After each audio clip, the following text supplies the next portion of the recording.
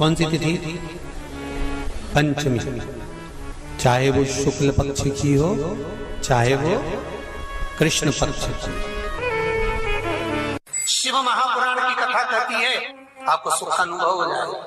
कार्य सिद्ध। जिंदगी में कभी संपदा कम नहीं हो सकती, संपदा बढ़ती चली जाती है। संपदा घट नहीं सकती, बढ़ेगी और घटेगी। कष्ट नहीं आ सकता, रोग बीमारी तकलीफ नहीं आ सकती। आपके लिए तो लाभदायक है, समझ लो ये कथा।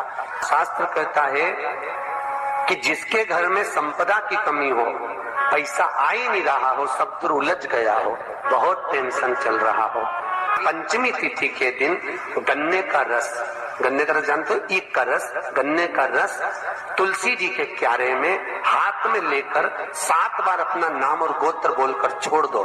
जिंदगी में 3 साल में तो करोड़पति बनकर बैठ जाओगे, कभी लक्ष्मी की कमी नहीं आ सकती। तैयारी में बैठे रहोगे कि फिर पंचमी तिथि आए। 3 मंत्रों का स्मरण शिव महापुराण में कहा गया। पहला ओम नमः शिवाय, दूसरा मार्कंडू जी के पुत्र मार्कंड के पुत्र मार्कंडे जी की उम्र थी मात्र 12 वर्ष जीवित रहने की, और पिताजी ने कह दिया था कि तू शंकर का भजन कर, तू शिव का स्मरण कर। अगर तूने शंकर का भजन करा तो ये पक्का है कि अकाल मृत्यु वो मरे जो काम करे चंडाल का, काल उसका क्या बिगाड़े जो भक्त हो महाकाल का। काल का हरण करने वाला एक ही हो सकता है, वो महाकाल हो सकता है, उसके सिवा कोई नहीं।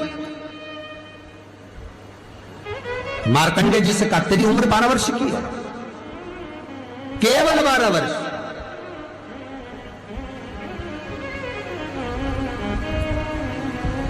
पूछा पिता जी से चरण पकड़कर मार्कंडे जी पूछते हैं, मैं 12 वर्ष बाद मर जाऊंगा?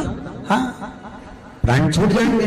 हाँ, कथा सुनी थी पिताजी के मुख से कि यमराज आता है, पाड़े पर बैठकर गदा लेकर आता है, बड़ी बड़ी मूंछें हैं, काला स्वरूप है, मुकुट सोने का पहनता है, हीरे का, उसमें एक रतन लगा होता है, गले में भी स्वर्ण, उसमें हीरे जड़े होते हैं, काला विग्रह होता है यमराज का, और वो अपने दूतों के साथ आकर पास डालकर बांध कर ले जाता है। तो उस मार्कंडे को वो चरित्र याद। आज अंतिम दिन, 12 वर्ष की वो घड़ी, वो पल, वो क्षण आ गया जब मार्कंडे जी के प्राण छूटना है। समय आ गया। मार्कंडे जी के पिता जी से कहा जाओ और जाकर आप शंकर की भक्ति में रम जाओ। पिताजी और माताजी भी लग गए, मार्कंडे जी भी लग गए। मार्कंडे जी को लेने के लिए यमदूत आ गए, डर गया। थोड़ी देर बाद यमदूत देखे कि शंकर का अनुमोदन कर रहा है, वापिस चले गए। यमराज आ गया, वही पाड़े पर बैठकर, वही भैंसे पर बैठकर, वही काला स्वरूप। डर लग गया 12 साल के बच्चे को। उसने शंकर का शिवलिंग पकड़ लिया, गले से लगा लिया, शंभो मुझे डर लग रहा है, शंकर मुझे भय लग रहा है। और तब तेज तेज महामृत्युंजय मंत्र को, वैदिक मंत्र को पुकारना प्रारंभ करा। जब 33 अक्षर के उस महामृत्युंजय मंत्र को पुकारा, शंकर सामने खड़ा हो गया। यमराज पीछे हट गया कि ये अब मेरा है, इसको तू नहीं मार सकता। वो 33 अक्षर के मंत्र का उच्चारण जब उस मार्कंडे जी ने करा, देवता जान गए कि इस मंत्र की मूलता क्या है। पहला मंत्र ओम नमः शिवाय, दूसरा मंत्र जम के बोलो महामृत्युंजय मंत्र, और तीसरा मंत्र वही श्री शिवाय नमस्तुभ्यम। ध्यान दीजिएगा, मंत्र के 3 क्रम है, वैदिक, तांत्रिक, शाब्दिक। मंत्र के 3 क्रम है। तीनों मंत्र देख लीजिए, तीनों का क्रम देख लीजिए। महामृत्युंजय मंत्र वैदिक मंत्र, इसको जब ब्राह्मण जपता है, कुशा का आसन बिछाकर, मौन रहकर, घट की जिह्वा से जपता है। अगर याद नहीं रहता तो भी धीमा धीमा बोलता है, तेज नहीं। महामृत्युंजय का जाप अनुष्ठान, सामने कलश स्थापन कर कर प्रेम से 1100, 11,000, 1,25,00,000 अनुष्ठान किया जाता है। ओम नमः शिवाय का जाप चलते फिरते किया जा सकता है। श्री शिवाय नमस्तुभ्यम शाब्दिक मंत्र है। इस मंत्र का प्रयोग के लिए ना आसन की जरूरत है, ना तब साधना की जरूरत है। जब जब पर हो शंकर साक्षी। हाँ, कोई रोग आ गया, कोई बीमारी आ गई, कोई कष्ट आ गया, बहुत भारी आ गया, तो महामृत्युंजय का स्मरण शंकर की साक्षी में होना चाहिए। वो 33 अक्षर का महामृत्युंजय मंत्र, वैदिक मंत्र, शिव की साक्षी में। पर दुनिया के लोग आज वो चिल्ला चिल्ला के उस मंत्र का स्मरण करते हैं, वो श्रेष्ठ नहीं है। नहा रहे हो, सोचादित कर्म में जा रहे हो और वो डब्बा लगा दिया,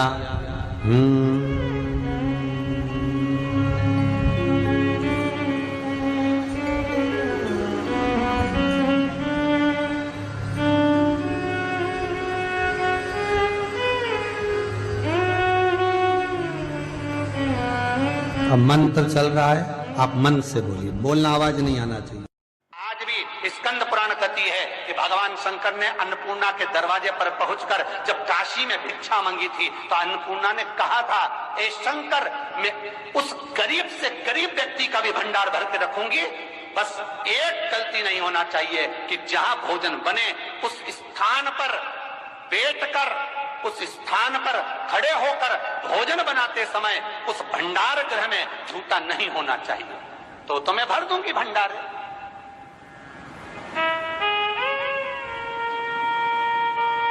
जिस प्लेटफॉर्म पर खड़े होकर माताएं भोजन बनाती ना, सब्जी बघारती, वहीं पे हाथ में लेके चख लेती।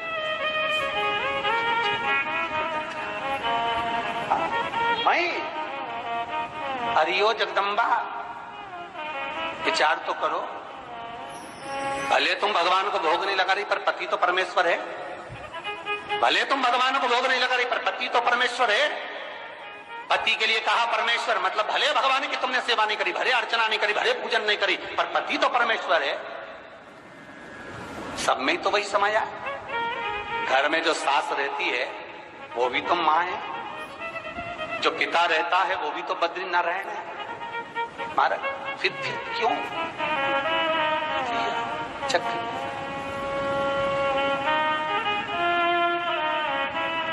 तुम चक कर भी बनाना तो भी तुम्हारे घर में स्वाद नहीं रहेगा।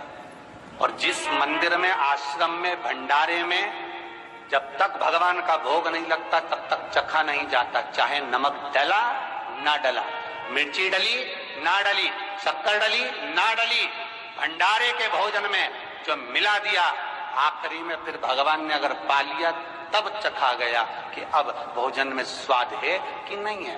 तो कभी अन्नकूट की जो सामग्री बनती है, सब्जी बनती है, राम भाजी बनती है, राम भाजा बनता है, मिक्स वेज सब्जी बनती है, भगवान के भंडारे की कद्दू की सब्जी बनती है, उसमें आप भले मिर्ची ना डली, नमक ना डला, फिर भी घर में एक पूरी खाते होगे, वहां 4 निपटा क्या होगा? क्यों? क्योंकि वहां अन्नपूर्णा स्वयं देने के लिए तैयार खड़ी है। और हमारे घर में तुम चक के बना रही, बेटे को दूध भी दे रही तो बोतल में से 2 बूंद टपका के पहले चख ले रही।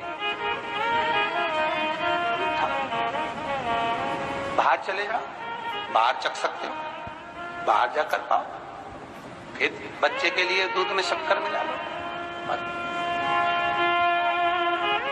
चाय बनाते हुए गैस के ऊपर चाय रखी है, मई उकल रही, मई से चाय की चन्नी से लेके फिर चख ली।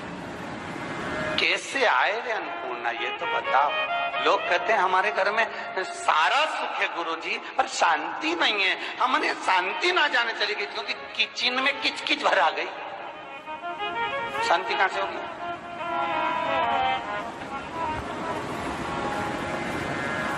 इतना किचकिच भरा हुआ है।